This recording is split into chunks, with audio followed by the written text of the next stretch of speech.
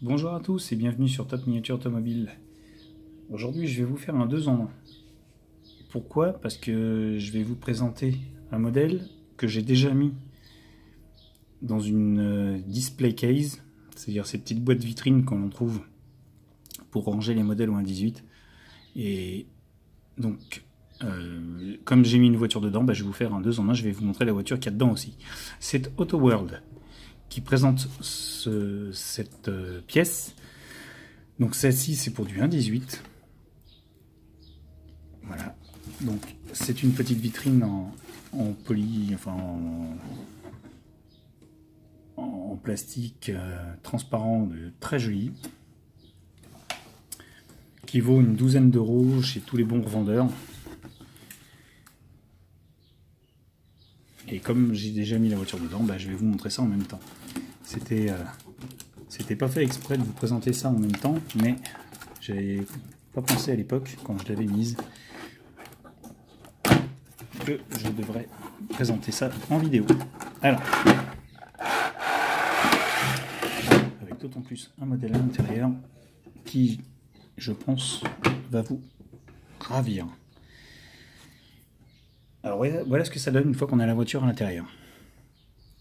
Cette petite boîte, très jolie et très pratique, parce que la voiture à l'intérieur est fixée au châssis grâce, alors je vais vite retourner parce que grâce à deux trous que j'ai percés, pré-percés.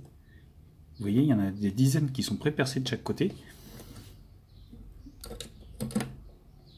que l'on voit sur toute la longueur là, à l'avant et à l'arrière, qui permet de maintenir la voiture sur le socle et de régler à quel endroit on doit la mettre.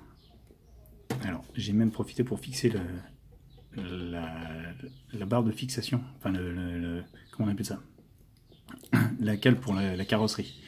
Alors ce que je vais vous présenter comme voiture en même temps, c'est pour les connaisseurs et pour ceux qui ne connaissent pas encore, la Pontiac GTO Arnie the Farmer Bestwick, Pontiac GTO 1969 en version funny car, une pure merveille.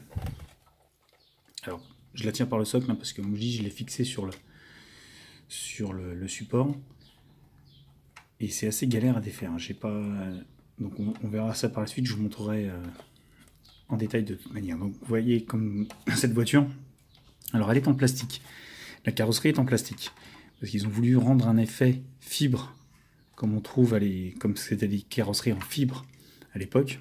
Et là donc cette ERTL qui l'a sorti, Auto World qui l'a sorti donc en plastique aussi pour se rapprocher le plus de l'origine. Vous voyez, les peintures sont originales, les vitrages jaunes sont d'origine aussi, enfin sont d'origine sur ce modèle là oui, mais sur la vraie aussi. Vous voyez, poste de pilotage central, petit volant, arceau-cage. À l'arrière on trouve le parachute, les wheelie bars ici. 68 GTO, c'est pas une 69 autant pour moi, 68 GTO, voiture de l'année.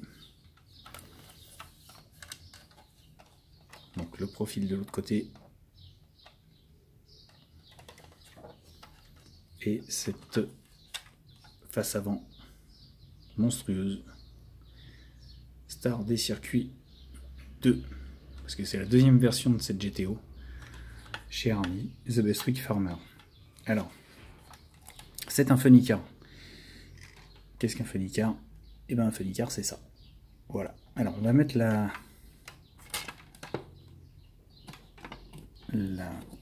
alors comment je devais fixer ce truc? Comme ça.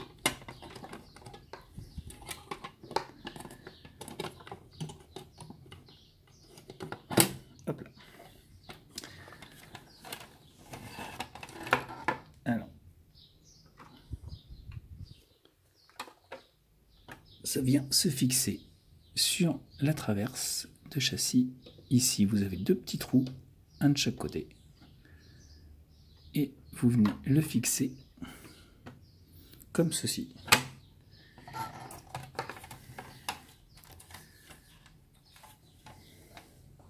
recule un petit peu pour bien voir en entier.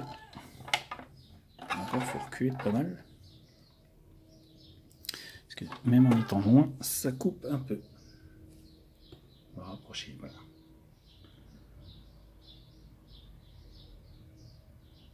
C'est tout bonnement magnifique. Donc, faut aimer les Funica, hein, bien sûr.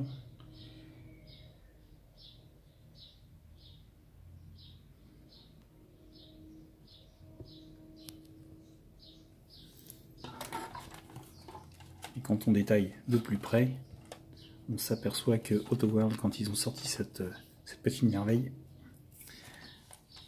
ils n'ont pas lésiné sur les moyens.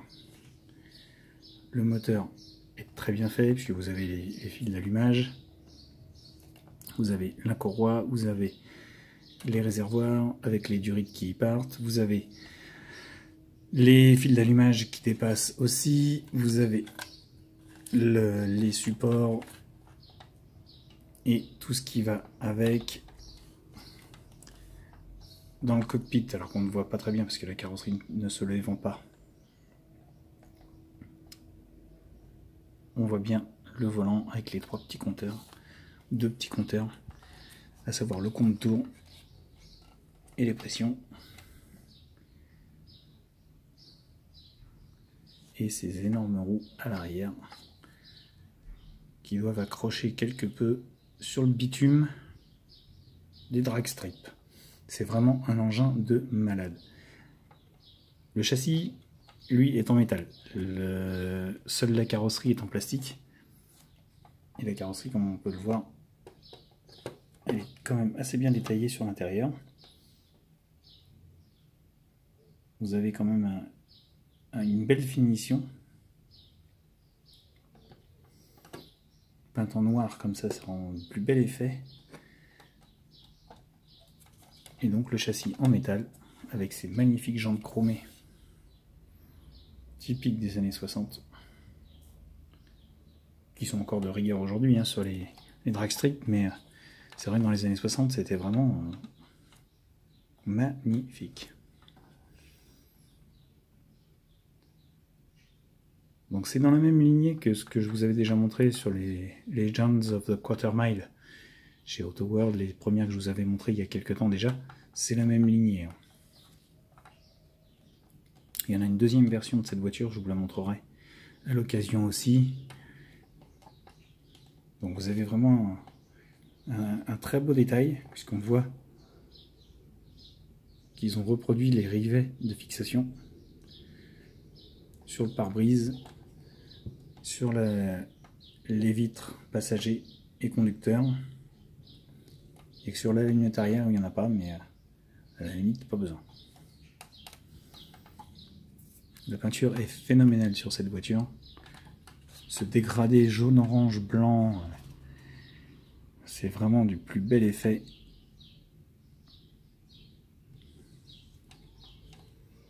Et moi j'adore ce genre d'engin.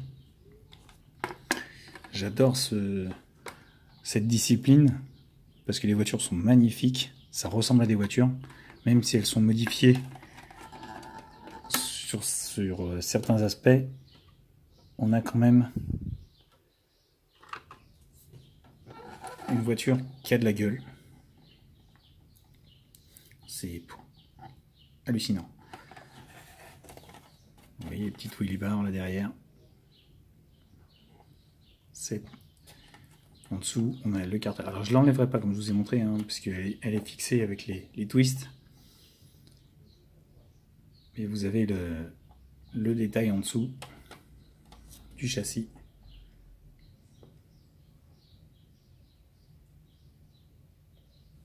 Cette voiture est tout bêtement magnifique, tout bonnement magnifique. Bravo, bravo, bravo à Autoworld, à RTL d'avoir sorti cette voiture, parce que franchement, c'est une merveille. Voilà les amis, je vous laisse l'admirer. N'hésitez pas à me laisser des commentaires sur le site. Et n'hésitez pas à vous abonner si vous aimez ce que je vous présente. Au revoir et à bientôt.